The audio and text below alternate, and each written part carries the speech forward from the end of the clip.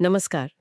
राजस्थान का नाम लेते ही अक्सर किले, महल, रेगिस्तान ये सब आंखों के सामने आ जाता है। हाँ, बिल्कुल। लेकिन इस धरती की एक और पहचान है।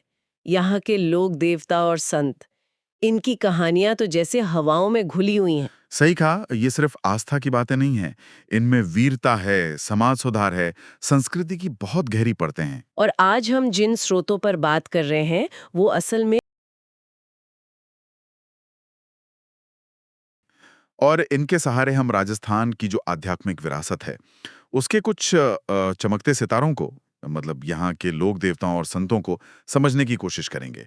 उनके जीवन, उनके संदेश और उनका जो आज भी प्रभाव है। हाँ, क्योंकि ये वो लोग हैं जिन्होंने न सिर्फ अपने समय में रास्ता दिखाया, बल्कि आज भी मतलब प्रेरणा देते हैं। बिल्कुल। तो मकसद साफ है, इन स्रोतों से वो खास बातें निकालना जो इन महान लोगों के महत्व को बताती हैं, और ये समझना कि आज भी राजस्थान के लोगों के मन में उनका इतना सम्मान क्यों है। जी। तो चलिए शुरू करते हैं ये पड़ताल। सबसे पहले गोगा जी का जिक्र आता है। हाँ, गोगा जी, राजस्थान के जो पंचपीर है ना, 5 मुख्य पूज्य लोक देवता, हम्म। उनमें गिने जाते हैं ये। अच्छा। स्रोत बताते हैं कि उनका सामना वो महमूद गजनवी से हुआ था हम्म। और कहते हैं गजनवी उनकी बहादुरी देखकर इतना प्रभावित हुआ हम्म। कि उसने उन्हें जाहर पीर कहा। जाहर पीर इसका मतलब? मतलब साक्षात देवता या कह लीजिए प्रत्यक्ष पीर। अरे वाह, ये तो बड़ी दिलचस्प बात है। उस दौर में सोचे एक मुस्लिम आक्रांता एक हिंदू योद्धा को ऐसी उपाधि दे रहा है। हाँ, ये बिल्कुल। क्या स्रोत कुछ और बताते हैं कि ऐसा क्यों हुआ होगा? क्या ये सिर्फ लड़ाई का सम्मान था या कुछ और भी? स्रोत इस पर ज्यादा विस्तार तो नहीं देते, हम्म। लेकिन हाँ, ये घटना गोगा जी के असाधारण व्यक्तित्व और उनके प्रभाव को जरूर दिखाती है। हम्म। और उनकी ख्याति सिर्फ वीरता तक ही नहीं थी, वो सर्पदंश के इलाज के लिए भी बहुत माने जाते हैं। अच्छा, सांपों के जहर के इलाज के लिए? जी हाँ, अक्सर गांव में आप देखेंगे खिजड़ी के पेड़ के नीचे उनका थान बना होता है। हाँ हाँ, देखा है। वो उनका पूजा स्थल होता है। बिल्कुल। स्रोत में जो चित्र है, उसमें भी उन्हें घोड़े पर सवार, हाथ में भाला लिए एक योद्धा के रूप में दिखाया गया है और उनका मुख्य समाधि स्थल गोगामेड़ी में है, हनुमानगढ़ जिले में। और शायद सबसे अहम बात यह है कि उन्हें हिंदू और मुसलमान दोनों ही पूजते हैं। जी बिल्कुल। गोगा जी पीर के रूप में उनकी ये मान्यता है ना, ये सांप्रदायिक सौहार्द का बहुत बड़ा प्रतीक है। सही बात है, ये उनकी मतलब व्यापक स्वीकार्यता दिखाता है। निश्चित रूप से। और स्रोत में गोगा जी के पास ही तेजा जी का भी जिक्र है। उनका चित्र भी सर्प से जुड़ा हुआ दिखाया गया है। तेजा जी, हाँ। हालांकि यहाँ उनके बारे में ज्यादा जानकारी नहीं दी है, पर वो भी राजस्थान के बहुत ही महत्वपूर्ण और पूजनीय लोक देवता हैं, खासकर नागौर और अजमेर के इलाके में। जी, वीरता और वचन निभाने की बात चल रही है तो फिर पाबू जी का नाम तो आता ही है। हाँ, बाबूजी। स्रोत बताते हैं कि उनका जन्म फलोदी के पास कोलू गांव में हुआ था और उन्हें खास तौर से गौरक्षक देवता के रूप में पूजा जाता है। गौरक्षक देवता? हाँ, और उनकी कहानी तो वचन निभाने का एक अद्भुत उदाहरण है। कहते हैं कि वो अपनी शादी के फेरों के बीच से उठकर चले गए थे। शादी के बीच से? क्यों? देवलचारिणी नाम की एक महिला थी, उनकी गायों को बचाने के लिए उनके ही बहनोई थे जिंदराव खींची, वो गायों को ले जा रहे थे, तो पाबूजी वचन दे चुके थे देवलचारिणी को, इसलिए वो फेरों से उठकर चले गए अरे! और उसी संघर्ष में उन्होंने अपने प्राण त्याग दिए। उनकी घोड़ी का नाम भी आता है केसर कालमी, वो भी उनकी वीरता की कहानियों का अहम हिस्सा है। तो ये सिर्फ गायों की रक्षा नहीं थी, मतलब ये दिए हुए वचन की रक्षा थी, जिसके लिए उन्होंने अपनी जिंदगी का सबसे अहम पल भी छोड़ दिया। बिल्कुल, यही बात उन्हें लोक देवता बनाती है। और ऊंटों से क्या संबंध है उनका? मारवाड़ में ऊंट लाने का श्रेय उन्हें देते हैं। हाँ, ऐसा मानते हैं कि पाबूजी ही मारवाड़ में सबसे पहले ऊंट लाए थे। इसीलिए जब ऊंट बीमार होते हैं ना, तो लोग उनकी मन्नत मांगते हैं। उन्हें ऊंटों का देवता भी कहते हैं। अच्छा, और स्रोत में उनका चित्र कैसा है? भाला लिए हुए एक घुड़सवार योद्धा के रूप में। उनकी फड़ के बारे में भी मैंने सुना है। ये क्या चीज होती है फड़? फड़ देखिए, एक तरह का कपड़े पर बना लंबा चित्र होता है। उस पर लोक देवता के पूरे जीवन और उनके जो चमत्कार हैं, वो दिखाए जाते हैं। पाबूजी की फड़ बहुत लोकप्रिय है। अच्छा। भोपे होते हैं जो लोक पुजारी होते हैं, वो इस फड़ को सामने रखकर रावण हत्ता नाम का एक वाद्य यंत्र होता है, उसे बजाते हुए पूरी कथा गाकर सुनाते हैं। रावण हत्ता? हाँ, एक पारंपरिक वाद्य यंत्र है और इस दौरान कभी-कभी थाली नृत्य भी किया जाता है। ये पूरा कार्यक्रम बड़ा जीवंत होता है। वाह, कितना अद्भुत सांस्कृतिक प्रदर्शन है ये तो। अच्छा, पाबूजी की तरह ही समाज के लिए संघर्ष का एक और मजबूत उदाहरण देव नारायण जी के जीवन में भी मिलता है। स्रोत क्या बताते हैं उनके बारे में? स्रोत बताते हैं कि देवनारायण जी का जन्म लगभग 1243 ईस्वी में हुआ था। बगड़ावत वंश के प्रमुख थे सवाई भोज और उनकी पत्नी सेडू गुजर, उनके घर। बगड़ावत वंश। जी उनका बचपन अपने ननिहाल में बीता, देवास में, जो मध्य प्रदेश में है, और उन्होंने अपने पिता और भाइयों की मृत्यु का बदला लेने का प्रण लिया था। इसके लिए उन्होंने उस समय के भीनमाल के शासक से संघर्ष किया। वे गुर्जर समाज के आराध्य देव हैं। जी उनका मुख्य पूजा स्थल आसींद के पास बताया है, भीलवाड़ा में। एक खास बात और है, उनकी पूजा में नीम की पत्तियों का इस्तेमाल होता है। हाँ, तो नीम की पत्तियों का प्रयोग शायद उनके इसी ज्ञान का प्रतीक है और आज भी उनकी पूजा में इसका औषधीय और पवित्र महत्व है। उन्हें भगवान विष्णु का अवतार भी मानते हैं। और देवनारायण जी की फड़, उसके बारे में क्या खास है? कहते हैं वो बहुत लंबी होती है। हाँ बिल्कुल, देवनारायण जी की फड़ सभी लोक देवताओं की फड़ों में सबसे लंबी मानी जाती है। आकार में भी काफी बड़ी होती है और उसमें उनके जीवन की पूरी कहानी बहुत विस्तार से चित्रित होती है। अच्छा। और इसका वाचन गुर्जर भोपे करते हैं, जंतर नाम के वाद्य यंत्र के साथ। ये वीणा जैसा होता है, तार वाला वाद्य यंत्र, और ये वाचन कई कई रातों तक चल सकता है। अद्भुत। मतलब एक पूरी महागाथा चित्रों और संगीत के जरिए जिंदा हो उठती होगी। जी हाँ। अब मारवाड़ के एक और प्रभावशाली व्यक्तित्व की तरफ चलते हैं, मल्लीनाथ जी। वो तो शासक भी थे और संत भी। जी हाँ, दोनों। उनका जन्म 1358 ईस्वी में मारवाड़ के शासक रावल सलखा के यहाँ हुआ था। कुछ स्रोत राव तीड़ाजी भी बताते हैं। 1374 ईस्वी में वो मेवा के शासक बने। उन्होंने 1378 में मालवा के सूबेदार निजामुद्दीन की सेना को हराया भी था, मतलब अपनी सैन्य क्षमता भी दिखाई, लेकिन बाद में उनका झुकाव अध्यात्म की ओर हो गया। तो एक वीर योद्धा से संत बनने का सफर, ये कैसे हुआ? कोई खास घटना? वे संत उगम सिंह भाटी के शिष्य बन गए। 1389 ईस्वी के आसपास उनसे योग साधना की दीक्षा ली और इसके बाद 1399 में उन्होंने मारवाड़ के कई संतों को इकट्ठा करके एक बहुत बड़ा हरि कीर्तन करवाया था। अच्छा, हरि कीर्तन। हाँ, ये उस इलाके में भक्ति आंदोलन को बढ़ावा देने वाला एक बड़ा कदम माना जाता है। और तिलवाड़ा का जो पशु मेला है, वो भी उन्हीं से जुड़ा है? जी, उन्हीं की याद में तिलवाड़ा बाड़मेर में हर साल चैत्र महीने में एक बहुत बड़ा पशु मेला लगता है। ये राजस्थान के सबसे पुराने और मशहूर पशु मेलों में से एक है। हाँ, सुना है इसके बारे में। और ये भी मानते हैं कि बाड़मेर का जो मालानी क्षेत्र है, उसका नाम भी उन्हीं के नाम पर पड़ा है।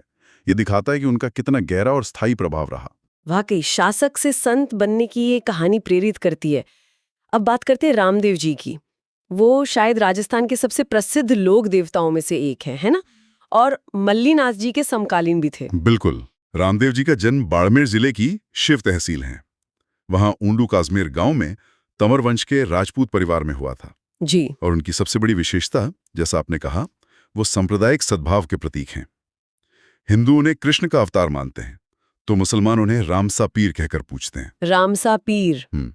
उन्होंने समाज सुधार के लिए क्या काम की? जाति पाति का विरोध किया उन्होंने? हाँ, पुरजोर विरोध किया। जाति पाति और छुआछूत के वो सख्त खिलाफ थे। सामाजिक समानता और समरसता के बड़े समर्थक थे। उन्होंने कामड़िया पंथ की स्थापना भी की। कामड़िया पंथ? जी, इस पंथ के लोग आज भी उनके मेलों में भक्ति भाव से 13 ताली नृत्य करते हैं। आपने शायद देखा हो, शरीर पर 13 मंजीरें बांधकर बैठकर नृत्य किया जाता है। हाँ, देखा है। बड़ा अद्भुत होता है वो नृत्य। अच्छा, उनके चमत्कारों को पर्चा देना कहते हैं ना? हाँ, बिल्कुल। उनकी चमत्कारी शक्तियों से जुड़ी कई कहानियां हैं जिन्हें पर्चा कहते हैं। उन्होंने 1458 ईस्वी में जैसलमेर के रामदेवरा, जिसे रूणी चाबी कहते हैं, वहां जीवित समाधि ली थी। जीवित समाधि? जी। और वहां आज भी भाद्रपद महीने में बहुत बड़ा मेला लगता है। लाखों लोग आते हैं, हर धर्म और जाति के। ये मेला सही मायनों में राजस्थान की गंगा जमुनी तहजीब का जीता जागता सबूत है। बिल्कुल। अच्छा, मारवाड़ के पंच पीरों में एक और नाम आता है, मेहोजी मांगलिया का। उनके बारे में स्रोत क्या बताते हैं? स्रोत बताते हैं कि मेहोजी का जन्म तो पमार क्षत्रिय परिवार में हुआ था, लेकिन उनका पालन पोषण उनके ननिहाल में हुआ, जो मांगलिया गोत्र के थे। इसीलिए वो मेहोजी मांगलिया कहलाए। अच्छा। वे भी गौरक्षक देवता माने जाते हैं। उनकी वीरगति कैसे हुई थी? वे जैसलमेर के शासक थे रणंगदेव भाटी। उनसे गायों की रक्षा करते हुए युद्ध में वीरगति को प्राप्त हुए। उनका मुख्य मंदिर जोधपुर जिले के बापिणी गांव में है। उनके घोड़े का नाम भी बताया जाता है, किरण काबरा। किरण काबरा? अच्छा, उनके पुजारियों मतलब भोपों से जुड़ी एक अनोखी बात भी है शायद। हाँ, एक लोक मान्यता है। कहते हैं कि उनके भोपों के वंश में वृद्धि नहीं होती, मतलब उन्हें संतान नहीं होती। वो गोद लेकर ही अपना वंश आगे बढ़ाते हैं। अरे, ये तो बड़ी अजीब बात है। हाँ, ये लोक परंपराएं और मान्यताएं हैं। राजस्थान की संस्कृति का ये सब अभिन्न अंग हैं। सच में बहुत अनूठी बात है। चलिए, अभी तक हमने प्रमुख लोक देवताओं की बात की। अब जरा कुछ प्रमुख संतों का रुख करते हैं। संत पीपा का नाम इनमें बहुत अहम है। वो भी राजा से संत बने थे। सही कहा। संत पीपा गागरौन झालावाड़ के खींची राजपूत शासक थे। जन्म लगभग 1425 ईस्वी का मानते हैं, लेकिन राजपाट का सुख उन्हें रोक नहीं सका। वे प्रसिद्ध संत रामानंद के शिष्य बन गए, सब कुछ त्याग दिया और भक्ति के रास्ते पर चल पड़े। और कहते हैं उन्होंने दर्जी का काम भी अपनाया था, इसीलिए दर्जी समुदाय उन्हें अपना आराध्य देव मानता है। जी हाँ, ऐसी मान्यता है। संत पीपा निर्गुण भक्ति के उपासक थे, मतलब निराकार ईश्वर की भक्ति। उन्होंने मूर्ति पूजा और बाहरी कर्मकांडों का विरोध किया। उनकी शिक्षा क्या थी? उनका मानना था कि ईश्वर की नज़र में सब बराबर हैं, सभी प्राणी समान हैं। उनकी रचनाएं भी मिलती हैं, जैसे पीपा की वाणी या पीपा परचाई। उनमें उनके यही भक्ति और समानता के विचार दिखते हैं। उनका मुख्य मंदिर कहाँ है? मुख्य मंदिर बाड़मेर के समुदड़ी में है, और उनकी एक गुफा जहां वो साधना करते थे वो टोंक जिले के टोड़ा में बताई जाती है। भक्ति और समानता का ये संदेश तो हर जमाने में जरूरी है। अब बात करते हैं जामो जी की। विश्नोई संप्रदाय की नींव रखी उन्होंने और पर्यावरण बचाने का एक अनोखा संदेश दिया। हाँ, जाम्भू जी। जन्म 1451 ईस्वी में नागौर के पीपासर गांव में एक पवार राजपूत परिवार में हुआ। उन्होंने 1485 के आसपास विश्नोई संप्रदाय की स्थापना की। विश्नोई मतलब 20 और 9। जी हाँ, बिल्कुल। ये नाम उनके दिए 29 यानी 20+9 नियमों पर आधारित है। और इन नियमों में सबसे खास क्या था? जीव हत्या का विरोध और पेड़ों की कटाई पर पूरी तरह रोक। सोचिए, 15वीं सदी में पर्यावरण संरक्षण को धर्म का मुख्य हिस्सा बना देना, ये तो कमाल की दूरदर्शिता है। निसंदेह। आज जब हम क्लाइमेट चेंज की बात कर रहे हैं, उनकी शिक्षाएं कितनी प्रासंगिक लगती हैं। बिल्कुल। पेड़ों और वन्य जीवों के लिए उनका ये आग्रह, ये जोर उस जमाने में अभूतपूर्व था। उनका मुख्य उपदेश स्थल और समाधि स्थल बीकानेर जिले में नोखा के पास मुकाम तालवा नाम की जगह है। वो विश्नोइयों का सबसे बड़ा तीर्थ है। और उनके उपदेश जंभ सागर, जंभवाणी और विश्नोई धर्म प्रकाश जैसे ग्रंथों में मिलते हैं, जो आज भी लोगों को रास्ता दिखाते हैं। पर्यावरण चेतना का ये अद्भुत उदाहरण। इसके बाद संत चरणदास के बारे में जानते हैं। स्रोत बताते हैं कि उनका जन्म अलवर के डेहरा गांव में हुआ था। जी, 1703 ईस्वी में। बचपन का नाम रंजीत था। वे शुकदेव मुनि के शिष्य बने और बाद में दिल्ली आ गए। यहीं उन्होंने चरणदासी संप्रदाय की स्थापना की। इस संप्रदाय के लोग पीले वस्त्र पहनते हैं। हाँ, ये उनकी पहचान है। और इनके कुल 42 नियम हैं। एक दिलचस्प बात ये भी सुनिए कि उन्होंने नादिर शाह के भारत पर हमले की भविष्यवाणी कर दी थी पहले ही। हाँ, ऐसी मान्यता है। और उनकी 2 शिष्याएं भी बहुत प्रसिद्ध हुई, सहजोबाई और दयाबाई। उन्होंने भी भक्ति काव्य लिखा। ये दिखाता है कि संत परंपरा में महिलाओं का भी कितना महत्वपूर्ण योगदान रहा है। सही बात है। अब राजस्थान के दक्षिणी हिस्से की ओर चलते हैं, वागड़ क्षेत्र में। संत माओजी का वहां बहुत प्रभाव है। उन्हें तो विष्णु का अवतारी मानते हैं लोग। बिल्कुल। संत मावी जी का जन्म 1714 ईस्वी में डूंगरपुर के साबला गांव में हुआ था, और उन्हें भगवान विष्णु का 10वां अवतार यानी कल्कि अवतार माना जाता है। कल्कि अवतार? जी। उन्होंने निष्कलंक संप्रदाय की स्थापना की। निष्कलंक मतलब पाप रहित या दोष रहित। इसकी मुख्य गद्दी साबला गांव में ही है। उनकी वाणी को चौपड़ा कहते हैं। उसमें कुछ खास है? हाँ, उनके जो उपदेश हैं और भविष्यवाणियां, उनका संग्रह चौपड़ा कहलाता है। ये बागड़ी भाषा में लिखा है। ये ग्रंथ बहुत पवित्र माने जाते हैं और इन्हें सिर्फ दीपावली के दिन ही दर्शन के लिए बाहर निकालते हैं। अच्छा, साल में एक ही दिन? जी। और संत मावी जी ने ही सोम, माही और जाखम नदियों का जो संगम है, वहां प्रसिद्ध बेनेश्वर धाम की स्थापना की थी। बेनेश्वर धाम, हाँ, आदिवासियों का कुंभ कहते हैं उसे। बिल्कुल, जहां हर साल माघ पूर्णिमा पर बहुत बड़ा मेला लगता है। क्या बात है। अब उस संत की बात करते हैं जिनकी भक्ति और जिनके पद आज भी घर घर में गाए जाते हैं, मीराबाई। मीराबाई भक्ति आंदोलन का एक, कह सकते हैं, जगमगाता सितारा। जन्म 1498 ईस्वी में पाली जिले के कुड़की गांव में।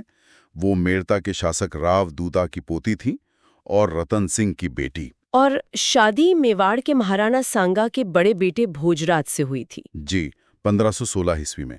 लेकिन उनका वैवाहिक जीवन ज्यादा लंबा नहीं रहा।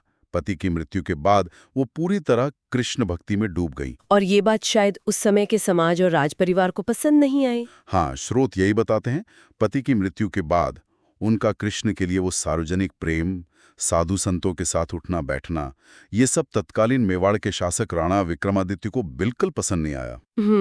उन्हें कई तरह से सताया गया, यहाँ तक कि जहर देने की भी कोशिश की गई। इन सब से दुखी होकर उन्होंने आखिरकार मेवाड़ छोड़ दिया। फिर वो कहाँ गई? वे पहले वृंदावन गईं, जो कृष्ण लीला की धरती है, और फिर अपने जीवन के आखिरी साल उन्होंने द्वारका में बिताए। और वहीं कृष्ण की मूर्ति में विलीन हो गई, ऐसी मान्यता है। हाँ, लोक मान्यता यही है कि 1547 ईस्वी के आसपास वे द्वारका के रणछोड़ जी मंदिर में कृष्ण की मूर्ति में समा गईं। उन्होंने जो पद लिखे वो तो अमर हो गए हैं। निश्चित रूप से। मीरा ने ब्रजभाषा मिली हुई राजस्थानी में ढेरों भक्ति पद लिखे, उन्हें पदावली कहते हैं। उनकी भक्ति का भाव क्या था? उनकी भक्ति माधुर्य भाव की थी। मतलब उन्होंने कृष्ण को अपना पति माना, अपना सब कुछ माना। उनके पदों में प्रेम है, भक्ति है, विरह है, समर्पण है, एक अद्भुत संगम है। आज भी करोड़ों लोग उनके पदों में डूब जाते हैं। बिल्कुल। अंत में श्रोत में रामस्नेही संप्रदाय का भी जिक्र है, संक्षेप में। हाँ, ये भी राजस्थान का एक महत्वपूर्ण संत मत है। ये निर्गुण भक्ति पर जोर देता है, यानी बिना रूप वाले ईश्वर की उपासना पर। इसका मुख्य केंद्र कहाँ है? इसका मुख्य केंद्र शाहपुरा में है, भीलवाड़ा जिले में। वहाँ हर साल फूलडोल मेला नाम का एक प्रसिद्ध उत्सव भी होता है। अच्छा, फूलडोल मेला। तो आज हमने राजस्थान के कुछ प्रमुख लोक देवताओं और संतों की दुनिया की एक, कह सकते हैं, झलक देखी। ये साफ है कि ये सिर्फ पूजनीय मूर्तियां या इतिहास के नाम नहीं है। बिल्कुल नहीं। गोगा जी और रामदेव जी जैसे पीर हिंदू मुस्लिम एकता की मिसाल बने, तो जाम्बू जी ने सदियों पहले पर्यावरण बचाने की बात की। सही। बाबू जी, तेजा जी, देवनारायण जी, मैहो जी जैसे देवताओं ने वचन निभाने, शरण में आई की रक्षा करने, समाज के लिए बलिदान होने का आदर्श सामने रखा। जी। वहीं पीपा, चरणदास, मावजी, मीरा जैसे संतों ने ज्ञान, भक्ति और सामाजिक बराबरी की धारा बहाई। ये सभी अपने अपने ढंग से समाज को राह दिखाते रहे। और इनकी कहानियां, इनकी शिक्षाएं वो आज भी राजस्थान की मिट्टी में, वहाँ के संगीत में, कला में, लोगों की रोज की जिंदगी में जिंदा हैं। ये सिर्फ अतीत नहीं है, ये वर्तमान की पहचान का भी हिस्सा है।